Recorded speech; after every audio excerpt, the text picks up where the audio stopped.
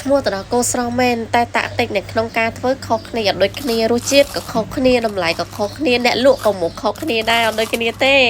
អញ្ចឹងតរកូស្រស់កន្លែងខ្ញុំណាពេលញ៉ាំទៅគ្រីមម៉ាពេញមាត់ហ្មងរបៀបថាពេលញ៉ាំទៅខ្ទិះល្មួតគ្រីមហ្មងតែមិនមែនជាប្រភេទគ្រីមឲ្យញ៉ាំទៅឡើងគីឡូទេណូទឹកដោះគោនេះចង់ផ្អែមក៏បានចង់សាបក៏បានយល់ល្អតាមអ្នកលក់ទៅផ្អែមល្មមគឺឆ្ងាញ់មែនទែនពេលញ៉ាំទៅគឺគ្រីមម៉ាឆ្ងាញ់ពេញមាត់បែកខ្ទិះហ្មង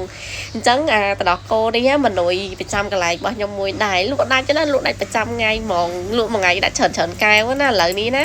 អូយទៅសើមែនទែនម៉ួយឲ្យតែគាត់មកកន្លែងខ្ញុំម្ដងណាគឺមិនដែរថាទេណូឬក៏ខានមួយថ្ងៃទេគឺជាប់ម៉ួយហ្មងហើយកាហ្វេ Fin ណាគឺលេខ1ប្រចាំកន្លែងហើយឈ្ងុយដិតឆ្ងាញ់កាហ្វេ Fin កន្លែងខ្ញុំបច្ចេកគឺដិតណាស់ណាគេចង់ញ៉ាំស្រាលអីតោះប្រាប់តអត់ប្រាប់ទេគឺដិតហ្មងអត់គិតរកបាយរត់ទឹកត្រូវចាប់ខោកកឡើងថ្លៃទុនច្រើនបង